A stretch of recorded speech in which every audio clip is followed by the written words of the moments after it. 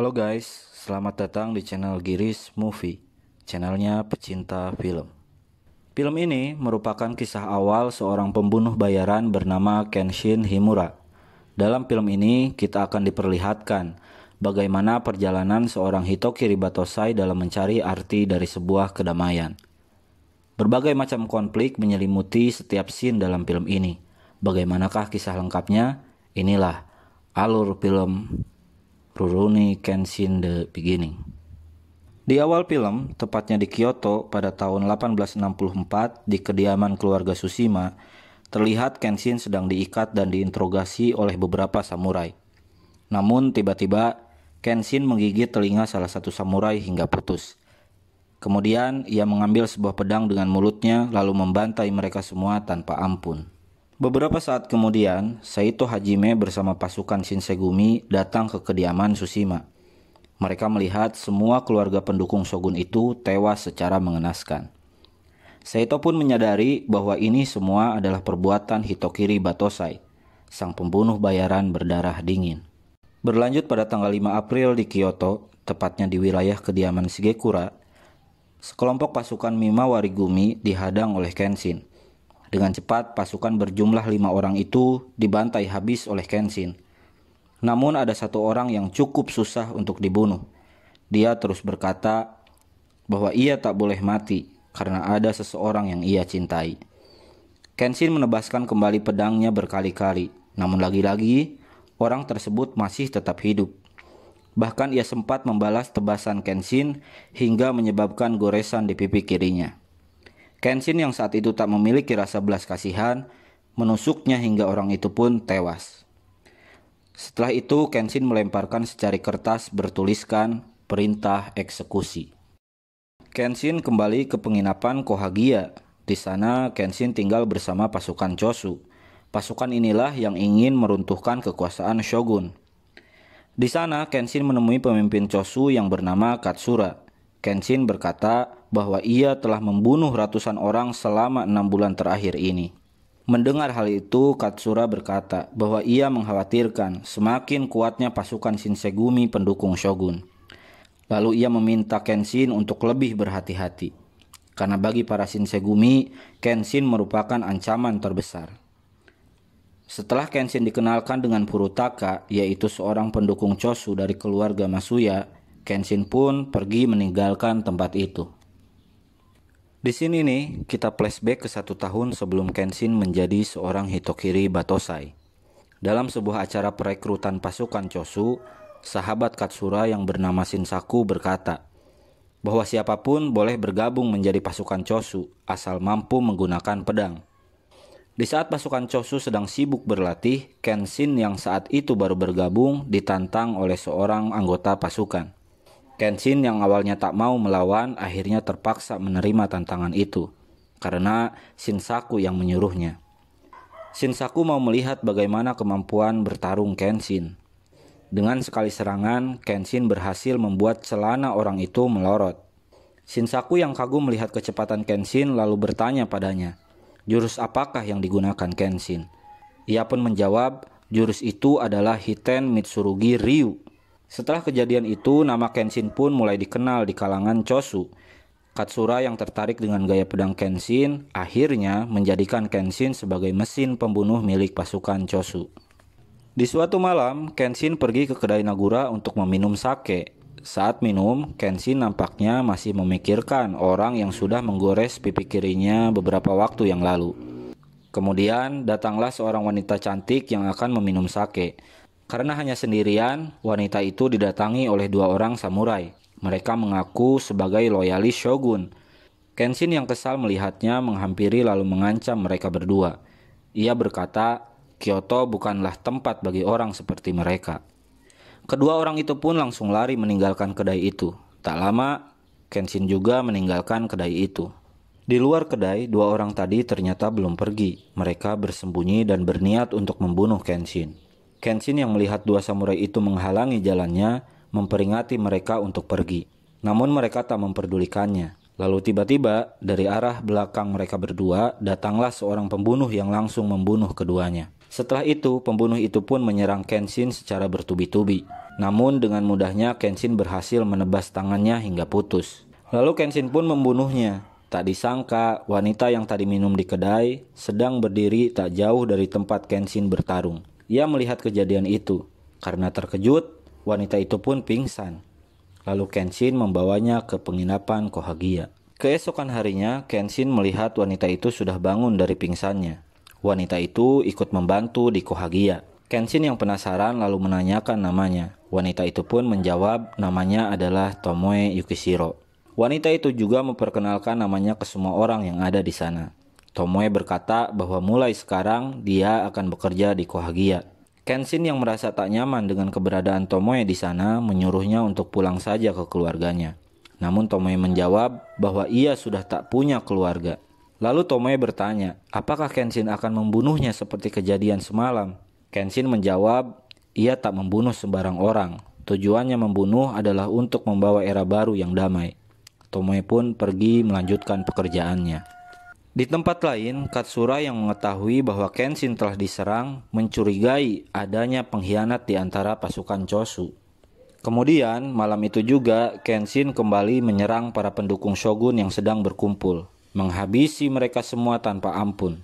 Sementara di Kohagiya, Tomoe sedang menulis di buku hariannya. Saat Kenshin pulang, Tomoe bertanya, apakah Kenshin akan terus membunuh? Kenshin pun hanya terdiam. Keesokan paginya, Tomoe menjalankan aktivitas seperti biasanya. Dia termasuk orang yang sangat rajin di sana. Namun, wajahnya terlihat selalu murung. Meski begitu, Tomoe sangat perhatian pada Kenshin. Hingga orang-orang di sana selalu berkata bahwa Kenshin dan Tomoe sudah seperti suami istri. Karena sikap Tomoe yang dirasa aneh, Katsura mencurigainya sebagai mata-mata musuh. Meskipun belum ada bukti yang kuat, akhirnya Katsura menemui Tomoe di kamarnya. Lalu berkata padanya untuk tidak melakukan hal apapun yang bisa menumpulkan pedang Kenshin. Sementara itu, seorang pandai besi yang bernama Saku Arai terlihat sedang membuat pedang. Dialah yang nantinya akan membuat Sakabato atau pedang dengan mata terbalik yang menjadi pedang andalan Kenshin nantinya.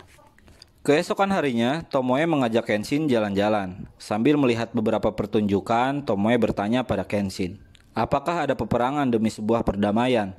Apakah Kenshin akan terus membunuh untuk mencapai kedamaian? Kenshin pun menjawab, demi mewujudkan era baru yang damai, seseorang harus menggunakan pedangnya untuk mencapai semua itu. Dan orang itu adalah aku. Lalu ia pun pergi meninggalkan Tomoe. Di tempat lain, Saito yang sedang menuju ke markas Shinsegumi berhasil menangkap Furutaka. Dari Furutakalah, Saito mengetahui sebuah informasi tentang rencana pasukan Chosu yang ingin membakar istana dan membawa shogun di saat festival malam nanti. Lalu dengan segera pasukan Shinsegumi bersiap untuk menyerang pasukan Chosu dan menggagalkan rencana mereka. Malamnya, Kenshin yang sedang berjalan sambil memikirkan ucapan Tomoe ditemui salah seorang pasukan Chosu. Ia memberitahunya bahwa Shinsegumi akan menyerang mereka. Di markasnya, Komandan Shinsegumi memerintahkan pasukannya untuk menangkap orang-orang Chosu hidup atau mati. Kenshin yang mengetahui kabar tersebut bergegas menuju penginapan Kohagiya. Tak lama kemudian, para Shinsegumi sampai di sana. Mereka langsung masuk ke dalam dan membantai semua pemberontak Chosu. Seorang pemberontak bernama Kameyata berhasil kabur dari penginapan. Namun, ia dikejar oleh Shoji Okita, Kapten Unit 1 Shinsegumi. Saat Okita akan membunuhnya, Kenshin datang dan mencegahnya. Lalu mereka berdua pun bertarung. Kenshin tentunya mendominasi pertarungan itu. Di tengah pertarungan, Saito dan pasukan Shinsegumi lainnya datang. Dia menantang Kenshin untuk bertarung. Namun saat itu juga para pemberontak Chosu datang, lalu menyuruh Kenshin untuk pergi karena Katsura pemimpinnya selamat. Pada tanggal 19 Juli 1864 terjadi sebuah insiden bernama Kinmon, yaitu pecahnya pertempuran antara pemberontak Chosu dengan pasukan pendukung shogun. Pertempuran itu menyebabkan sebagian besar Kyoto terbakar.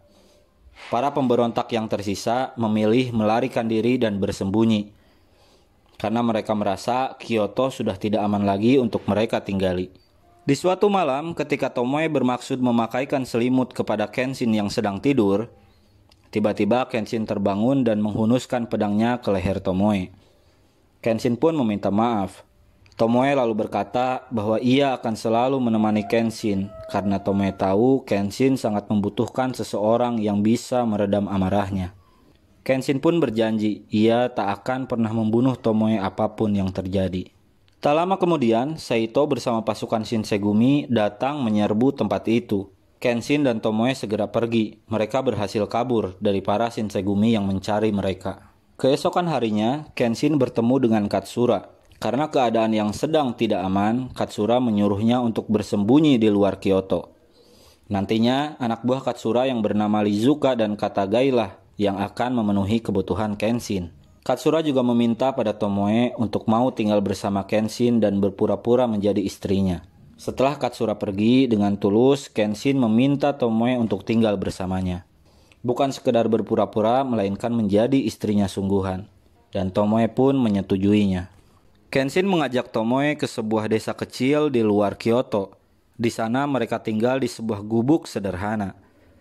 Untuk memenuhi kebutuhan hidupnya, Kenshin bercocok tanam di halaman gubuknya, dan Tomoe pun dengan setia membantunya. Beberapa hari berlalu, Kenshin berbicara pada Tomoe bahwa ia baru menyadari semua perbuatannya selama ini adalah salah. Semua yang dilakukannya hanyalah kesombongan. Kenshin tak pernah merasa bahagia dengan pekerjaannya. Dan semenjak ia tinggal bersama Tomoe, barulah ia merasakan kebahagiaan yang tidak pernah ia rasakan sebelumnya. Suatu ketika, anak buah Katsura yang bernama Lizuka datang ke tempat Kenshin. Ia memberikan Kenshin uang saku dan ramuan untuk dijual. Tak lama, ia pun pergi meninggalkan tempat itu. Di tengah jalan, Lizuka berbelok menuju suatu tempat. Rupanya selama ini yang menjadi mata-mata ialah Lizuka. Kataga yang melihat itu membuntutinya. Ternyata Lizuka akan menemui Katsumi, pemimpin Yaminobu, yaitu sekelompok samurai pendukung shogun yang ingin membunuh Kenshin. Di sana, Lizuka melaporkan semua hal tentang Kenshin. Kataga yang sedang menguping pembicaraan itu dibunuh oleh salah satu anak buah Katsumi yang melihatnya.